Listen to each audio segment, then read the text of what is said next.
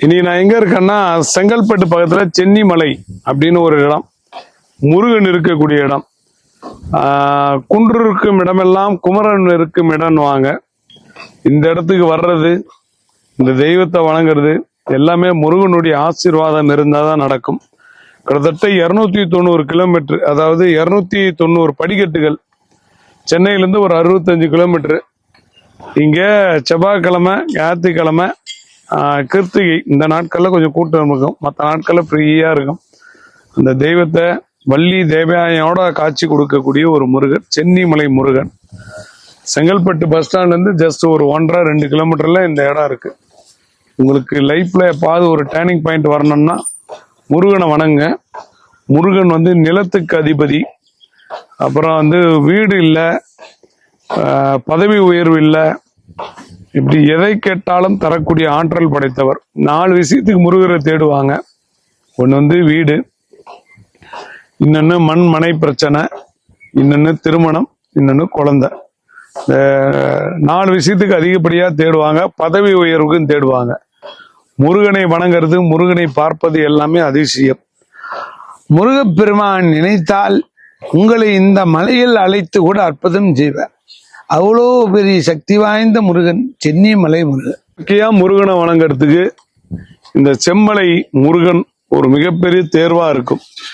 முருகனை கிட்ட நீங்க அதை வேணும் இதை வேணும்னு எதுவுமே கேட்காதீங்க. சாமிகள் கிட்ட போயிட்டு உனக்கு என்ன வேணும்ன்றது தெரியும், அவருக்கு தெரியும்ல உனக்கு என்ன வேணும்னு.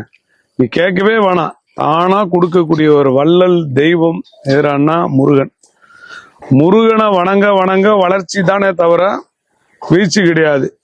நீங்க போய் ஏதோ ஆடம்பரத்துக்கு செலவு பண்றதுக்கு, திருப்பணிகளுக்கு நீங்க 1 ரூபா கொடுத்தீங்கன்னா உங்களுக்கு 100 ரூபா திருப்பி கொடுப்பாராம்.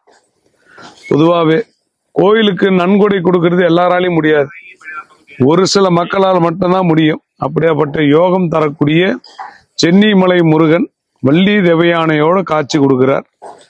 மலையில அந்த காத்தை சுவாசிக்கிறதே பெரிய சுவாரஸ்யம்தான். மலையில முருகரை வணங்குறது அவ்வளோ ஒரு மகிழ்ச்சி. உருவாய் அருள்வாய் உளதாய் உணதாய் கருவாய் விதியாய் கதியாய் மதியாய். இந்த முருகருடைய ஸ்லோகம், இந்த பாட்டு இருக்கு தெரியுங்களா? எனக்கு முழுமையா பாட தெரியாது. இந்த பாட்டை கேட்கும் போதே வீட்டுல ஒரு வைப்ரேஷன் வரும். காலையில் எந்திரிச்ச உடனே இந்த பாட்டை கிட்டத்தட்ட ஒரு 8 லைன் தான் வரும். அந்த 8 வரிகளை மனப்பாடம் பண்ணி நீங்க பாடும்போது பவர். அதை யூடியூப்ல அப்படி போட்டு விட்டு நீங்க பாட்டுக்கு நீங்க வேலையை பார்த்துக்கிட்டே இருந்தா அது முருகரே உங்களை வீட்டுல இருப்பதற்கு சமம். அதனால முருகரை நினைக்கிறவங்க மலை பிரதேசமான சில இடங்களுக்கு வாங்க. முருகரை, மலையில் இருக்கக்கூடிய முருகரை வணங்குங்க. மலை போல் இருந்த பிரச்சனை கூட அப்படியே கடுகு மாதிரி ஆயிடுமா. முருகரை முழுமையா நம்பணும். தமிழ் கடவுள் முருகர். இன்னைக்கும் முருகப்பெருமானை வணங்கி பல பேர் பல இடங்களுக்கு போயிருக்காங்க.